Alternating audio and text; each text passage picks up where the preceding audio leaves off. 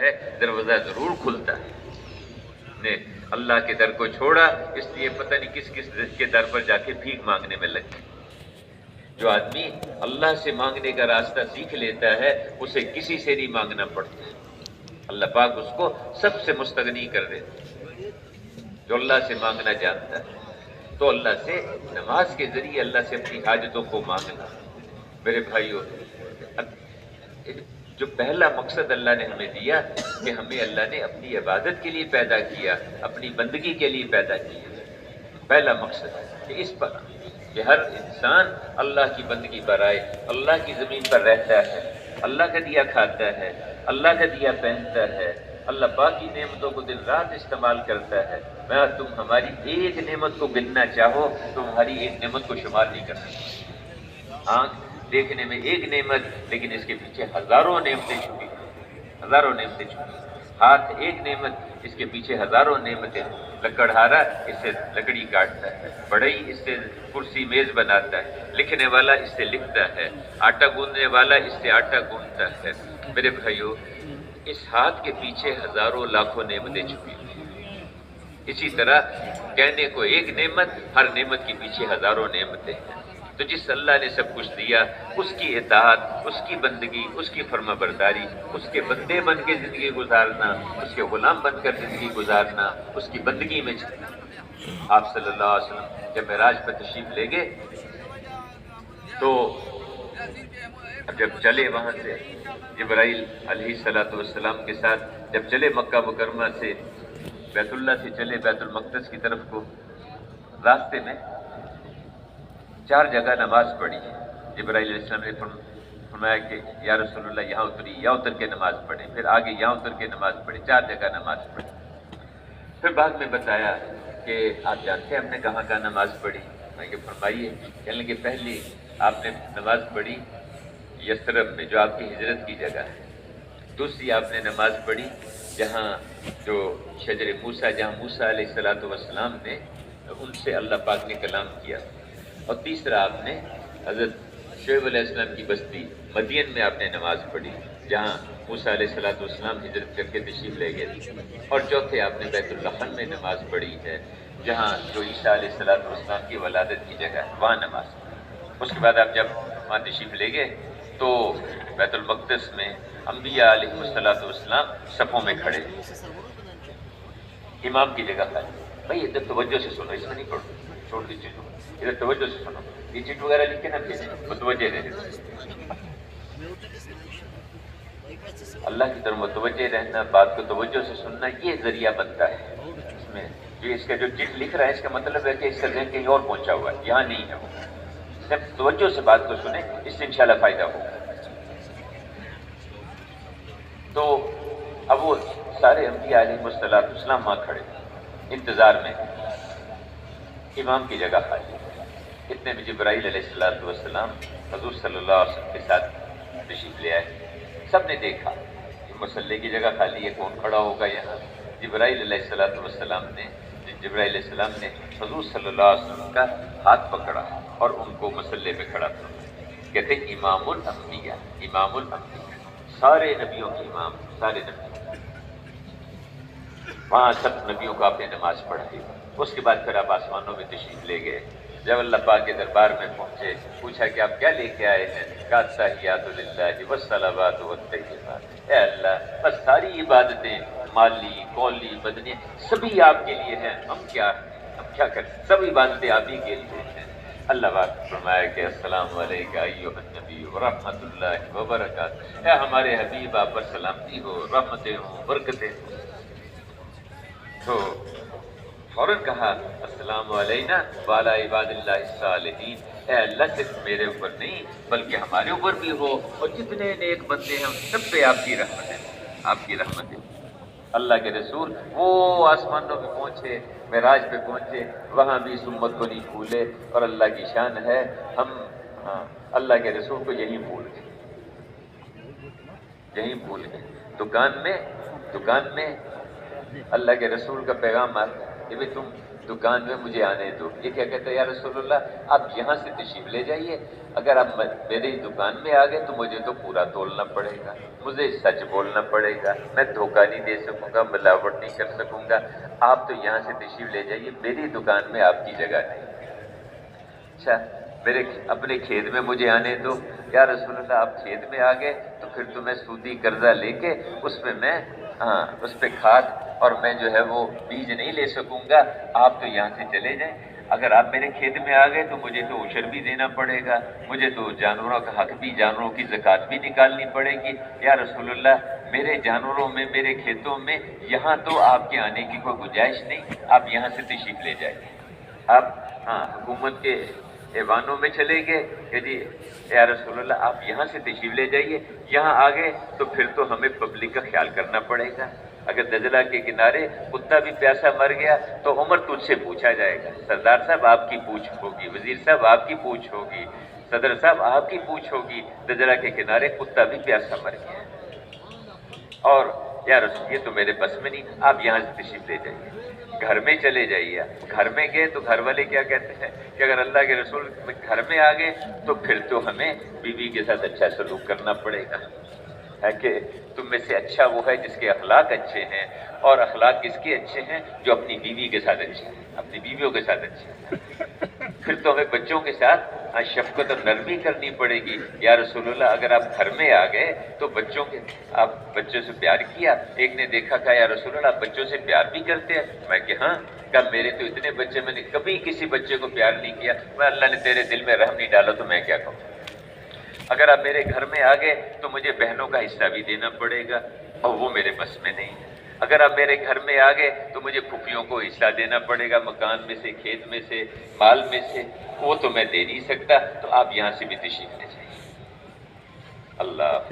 اللہ کے رسول وہاں نہیں ہمیں بھولے، ہم نے یہاں زندگی کی ہر چیز میں بھلا دیا ہے۔ لباس میں اللہ کے رسول کا طریقہ، اس کی طرف توجہ نہ نہیں۔ کھانے پینے میں حضور کا طریقہ کیا، بھول ہی کیا۔ شادی غمی میں حضور کا طریقہ کیا، اس کی طرف توجہ نہ نہیں۔ تو ہر چیز میں میرے بھائیوں اللہ کے رسول وہاں پہنچے۔ اللہ نے پوچھا کہ جب آپ نے کہ اس کے بعد فرشتوں نے درود شریف پڑھا، پھر میرے بھائیوں اللہ پاک نے پوچھا کہ آپ کو ہم نے بہت ساری صفات دی، ان صفات میں سے سب سے اچھی صفت آپ کو کون سی لگتی ہے؟ تو عرض کیا کہ اللہ میں آپ کا بندہ ہوں، بس یہ سب سے زیادہ مجھے یہ پسند ہے کہ میں آپ کا بندہ ہوں، کہ میں بنی آدم کا سردار ہوں گا قیامت کے دن، لیکن میں اس پہ فخر نہیں کرتا ہوں، میں اللہ کا بندہ ہوں۔ اللہ کی بندگی میں آگے بڑھنا، اللہ کی عبودیت میں آگے بڑھنا، یہ جتنی عبادتیں ہیں یہ تربیت ہے بندہ بننے کی، کہ آدمی اللہ کا بندہ بن کے چلے۔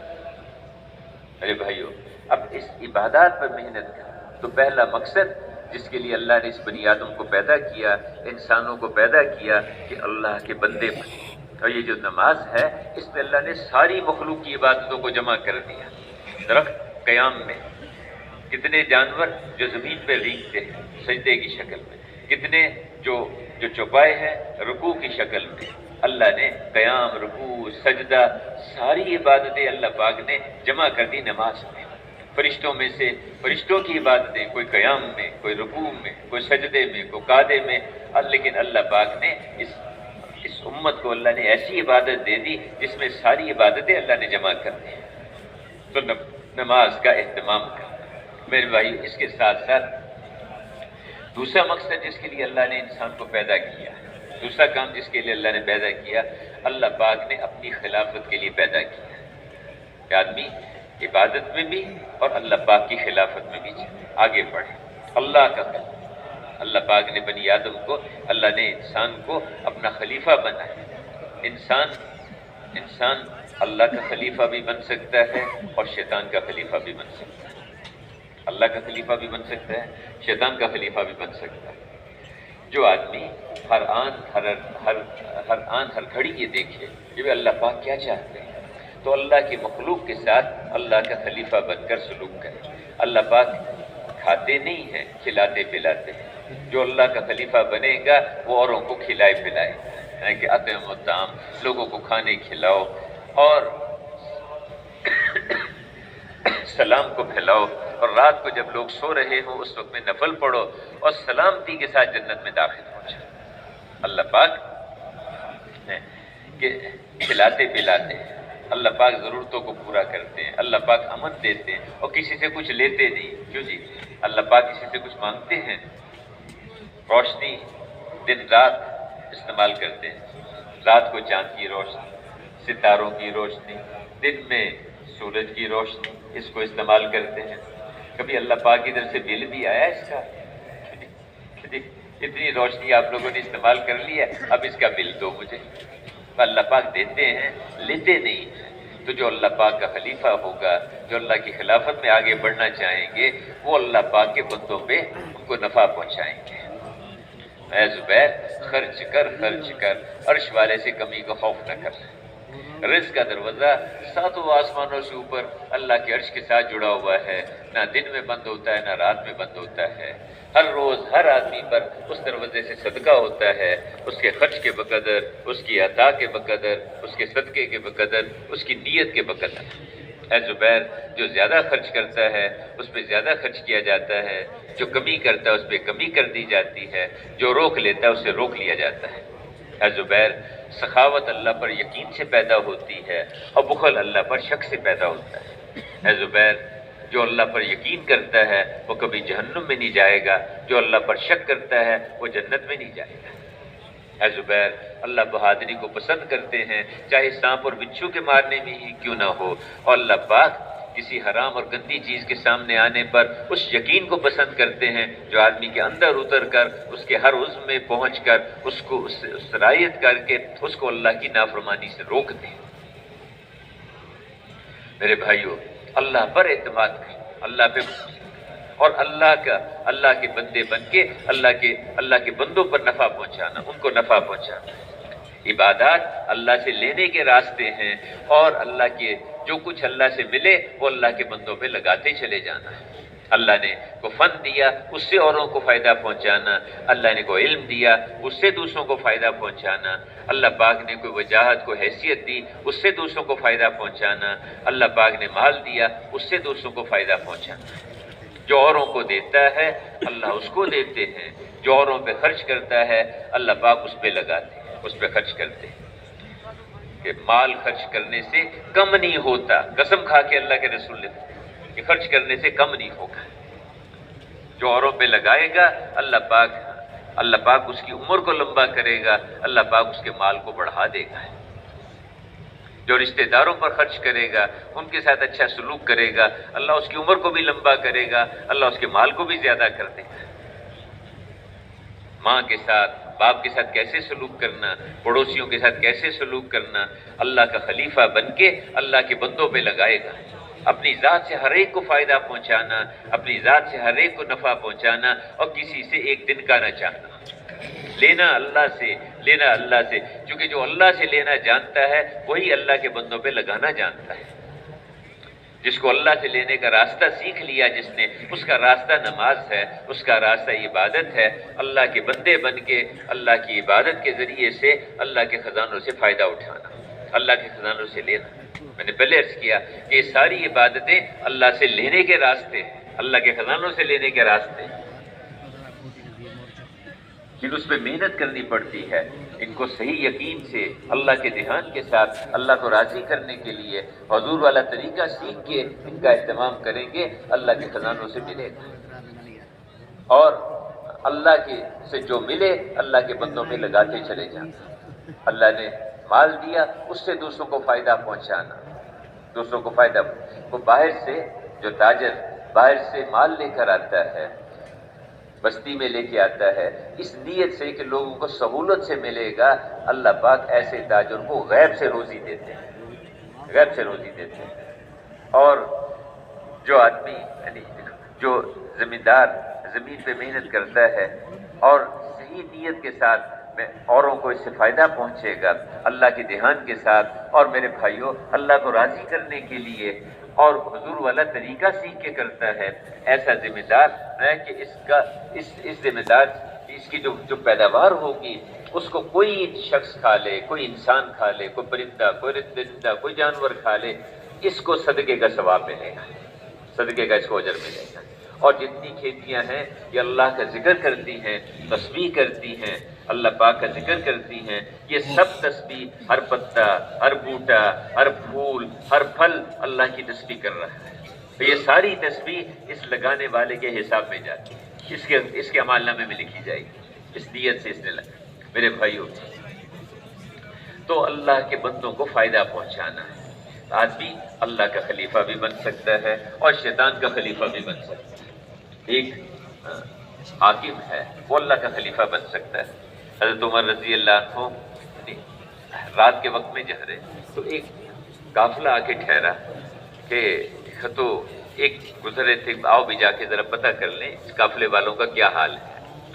پتہ کیا، دیکھتے رہے، گزرتے رہے تو ایک خیمے سے بچوں کے رونے کی آواز آئی، ادھر چلے تو ایک عورت آگ پہ جو اس نے دیگچی رکھی ہوئی، اور اس نے کہا کہ کیا بات، بچے کیوں رو رہے ہیں، ان کو چپ کراؤ، خاموش۔ اب قافلے والے باقی سو رہے ہیں، ان کو تکلیف ہوتی ہے۔ انہوں نے کہا کہ بس وہ بھوکے ہیں اس لیے رو رہے ہیں۔ دیگچی میں کیا رکھا ہوا ہے؟ کہا کہ بس وہ کچھ بھی نہیں ہے کھانے پینے کو، اس میں پانی جو ہے ابلنے کے لیے رکھ دیا ہے، بچے تھوڑا سا بہل جائیں گے، روتے روتے سو جائیں گے، میرا اور عمر کا اللہ کے ہاں ہی فیصلہ ہوگا، میرا اور عمر کا اللہ کے ہاں ہی فیصلہ ہوگا۔ تو کہنے لگے کہ عمر کو تیرے حال کی کیا خبر، عمر کو تیرے حال کی کیا خبر، نہیں کہ وہ ہمارے امیر بنے ہیں اور ہمارے حال کی خبر بھی نہیں رکھتے۔ بڑے کے ذمے ہے جا کے چھوٹوں کے حال کو پتہ کرنا، حاکم کے ذمے ہے پبلک کے حالات کی خبر رکھنا، ان کے ذمے کہ عادل حاکم وہ کہ اس کا اعزاز اللہ کا اعزاز ہے، اس کو ہلکا سمجھنا یہ منافق ہوگا، ایمان والا نہیں کر سکتا۔ تو عمر کو تیرے حال کی کیا خبر، وہ ہمارے امیر بنے ہمارے حال کی خبر بھی نہیں رکھتے، میرا اور اس کا اللہ کے ہاں فیصلہ ہوگا۔ فوراً وہاں سے اپنے غلام کو ساتھ لیا، گئے اور بوری کے اندر کچھ سامان وغیرہ رکھا اور لے آئے، اور لا کے اس کو اپنے ہاتھوں سے پکایا، اس کا کچھ دلیا سا بنایا اور لا کے اس کو دیا کہ بھی بچوں کو کھلا دو۔ اور بچے کھانے کے بعد تو کھیل کود میں لگ کے کچھ دیر دور بیٹھ کے دیکھتے رہتے، اور کہنے لگے کہ میں نے ان بچوں کو روتے ہوئے دیکھا تھا، اب میں نے کہا تھوڑی دیر ہنستے ہوئے بھی ان کو دیکھ لوں۔ کہا کہ اسے جب غلام نے کہا کہ جی یہ سامان میرے اوپر رکھتے کہ کیا تو جو ہے قیامت کے دن تو جو ہے جواب دے گا میری جگہ پر، یہ ہے اللہ کا، جو اللہ کا خلیفہ بنے گا وہ اللہ کے بندوں کو فائدہ پہنچائے گا۔ اور میرے بھائیوں، شیطان کا خلیفہ بھی آدمی بن سکتا ہے کہ کسی موقع پر دوسروں سے جا کے سینہ جھپٹی بھی کر سکتا ہے۔ میرے ایک مالدار آدمی ہے، وہ بھی اللہ کا خلیفہ بن سکتا ہے، مالدار آدمی وہ بھی اللہ کا خلیفہ بن سکتا ہے، اور مالدار آدمی شیطان کا خلیفہ بھی بن سکتا ہے۔ ایک غریب آدمی ایک دکاندار کے پاس گیا کہ بھائی یہ میری گھڑی ہے، یہ دیکھو، دیکھا اس نے، گھڑی تو بڑی قیمتی بڑی شاندار ہے، بھائی یہ تو ایسی آج کل تو اس کا زمانہ ہی نہیں رہا، رواج میں نہیں ہے، یہ تو کون اس کو خریدے گا، جانتا ہے کہ گھڑی تو 10,000 کی ہے، میں ایسی کوئی 2-3 ہزار لے لو، میں اس سے زیادہ تو نہیں۔ اب وہ بیچارہ جانتا ہے کہ ضرورت مند ہے، پریشان ہے، اور 2,000 دے کے 10,000 کی گھڑی خرید لی اس نے۔ اب یہ شیطان کا خلیفہ ہے مالدار لیکن شیطان کا خلیفہ، اور مالدار آدمی اللہ کا خلیفہ بھی بن سکتا ہے۔ آدمی نے آ کے کہا کہ بھائی یہ گھڑی تو بڑی شاندار بڑی قیمتی ہے، خیریت تو ہے، کیوں بیچ رہے اس کو، بھائی لے لو نا اس کو، تم مجھے بتا دو کتنے کی، وہ بہت مہنگی گھڑی ہے، خیریت تو ہے، کیوں بیچ رہے ہو؟ خاموش ہو گیا، تو بتاؤ تو صحیح کیا بات ہے، آنکھیں نیچے کر لی، اچھا ادھر بیٹھو میرے پاس، اپنے ساتھ بٹھا لیا، اور اس کے ملازم بات کہ کیا بات ہے، کیوں بیچنا چاہ رہے، خاموش، کوئی جواب نہیں، سر نیچے کیا ہوا، دیکھا کہ بھی غیرت والا آدمی ہے، غریب آدمی ہے، حیا والا ہے، ان کے سامنے کو بات نہیں کرے گا، ملازموں کو باہر نکال دیا، تم جاؤ باہر۔ اس سے کہنے لگا کہ بھائی یہ دکان تمہاری دکان ہے، تم اس کے مالک ہو، بتاؤ مجھے کیا بات ہے۔ اب اس نے کہا کہ کیا بتاؤں، دفتر میں ملازم ہوں اور تھوڑی سی تنخواہ ہوتی ہے، وہ ساری تنخواہ بیوی بھی بیمار ہے، ماں بھی بیمار ہے، اسی کے اس پہ خرچ ہو جاتی ہے، گھر کا کرایہ نہیں دے پاتا، اور دو کا کھانا بچوں کے لیے، 4 بچے ہیں، اس کا بھی گزارا نہیں ہوتا، تھوڑی تھوڑی چیزیں بیچ کے تو اس سے گزارا کر رہا ہوں، تنخواہ تو ساری دوائیوں پہ گزر جاتی ہے۔ پریشان ہو گیا سن کے کہ بھائی تو میرا مسلمان بھائی ہے، یہ کیسے ہو سکتا ہے؟ تو اندر ہی اندر پریشان ہوا۔ اچھا یہ گھڑی تو رکھو اپنے پاس، یہ لو، یہ اس کی قیمت ہے 10,000، یہ بھی پاس رکھو، اور جاؤ جا کے اپنے، اور میں انشاءاللہ اپنے گھر کا پتہ بتاؤ مجھے۔ شام کو جو ہے اس نے اپنی بیوی کو ساتھ لیا اور اس کے گھر پہنچے، کچھ کھانے کی چیزیں ساتھ لی، کچھ کپڑوں کے جوڑے ساتھ لیے، اس کے گھر میں پہنچ گئے اور بیوی کو اندر بھیجا۔ اس نے جا کے اس بڑھیا کی، اس کی ٹانگیں دبائیں، اس عورت کا سر دبایا، ان کی خدمت کی اور ان کے لیے کھانا تیار کر کے رکھا، اور کہنے لگی ارے بہن، ارے میری خالہ، یہ دکان ہماری دکان نہیں، یہ تمہاری دکان ہے، اگر تمہارے گھر میں فاقے ہیں تو اس دکان کا کیا فائدہ ہے، اس مال کا کیا فائدہ ہے؟ اب میرے بھائیو، یہ مالدار جو ہے یہ اللہ کا خلیفہ ہے، اس مالدار کے ساتھ سب غریب جڑ جائیں گے، اس مالدار کے ساتھ سارے غریب جڑ جائیں گے اور سب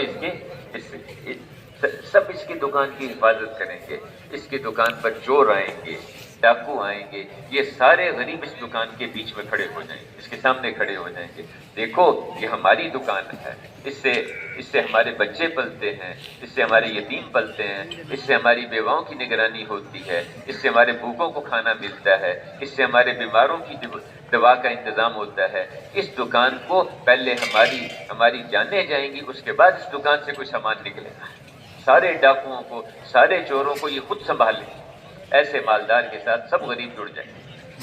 میرے بھائی اور دوستو، اسی طرح ایک غریب آدمی وہ بھی اللہ کا خلیفہ بن سکتا ہے، غریب آدمی، اور شیطان کا خلیفہ بھی بن سکتا ہے، غریب آدمی شیطان کا خلیفہ بھی بن سکتا ہے اور اللہ کا خلیفہ بھی بن سکتا ہے۔ ایک آدمی اسٹیشن پہ پہنچا، کلی کا اس نے کپڑے پہنے ہوئے، رات کے 12 بجے ریل گاڑی آ کے رکی وہاں پر، اور ایک آدمی اترا، سامان ہے، بیوی ہے، 3 بچے ہیں ساتھ، اب اسے جانا ہے، سواری بھی اس وقت کوئی نہیں، اب کلی جانتا ہے کہ بھی اس کو ضرورت ہے، سردیوں کی رات ہے، اور اب وہ چل رہا ہے، دیکھ رہا ہے یہ مجھے خود بلائے، اس نے آواز دی بھائی یہ ذرا سامان وغیرہ لے کے جانا ہے آگے، پتہ ہے کہ بھی اس کو ضرورت تو ہے اب، تو ابھی میں تو تھکا ہوا، اس وقت تو مشکل ہے، میری حالت تھکا ہوا کچھ نہیں ہے، کوئی مشکل نہیں ہے، کرنا اس نے کام، نہیں بس میں تو مشکل ہے نہیں کر سکتا۔ پھر اس نے کہا بھائی بیوی ہے، بچے ہیں، رات کا وقت ہے، کہاں جاؤں گا، تو یہ چند گلیاں چھوڑ کے میرا گھر ہے، وہاں تک سامان پہنچانا، بھائی دیکھو میں اس وقت تو مشکل ہے، بہت مشکل، دوسرا آدمی بھی وہاں کوئی نہیں، کیا کرے، کام ہے 100 روپے کا، کہتے میں تو 800 روپے لوں گا، اب وہ بھائی 800 تو کام تو یہ 100 روپے کا ہے، بس ٹھیک ہے آپ منکی اٹھا کے لے جاؤ خود ہی، جانتے ہیں۔ اب یہ جو فقیر ہے، یہ غریب آدمی، یہ شیطان کا خلیفہ ہے، اس کی مشکل سے، اس کی پریشانی سے فائدہ اٹھاتا ہے، اس کی پریشانی سے فائدہ اٹھاتا ہے، اور یہ غریب آدمی اللہ کا خلیفہ بھی بن سکتا ہے، جنہیں دیکھا کہ بھی رات کے 12 بجے گاڑی سے اترا آدمی، بابو آدمی ہے اور مشکل سامان اٹھانا ہے، اس کے لیے فوراً اس کے پاس آ جائے گا، دوڑا آئے، ارے بھائی بچے بھی ہیں چھوٹے، یا آپ کی اہلیہ بھی ہے، اس وقت میں ذرا رات کا وقت ہے، اندھیرا ہے، تو تم ایسے کرو، چلو میں آپ کی مدد کر دیتا ہوں، اور سامان اٹھایا اس نے اور ساتھ لے کے چل پڑا۔ جب وہاں پہنچا تو کہنے لگا کہ کتنے پیسے دے دوں، کتنے پیسے، کہنے یہ تو میں نے اللہ کے لیے کیا ہے، اس وقت میں مجھے کچھ نہیں لینا آپ سے، کچھ نہیں لینا۔ حضرت امام زین العابدین رحمۃ اللہ علیہ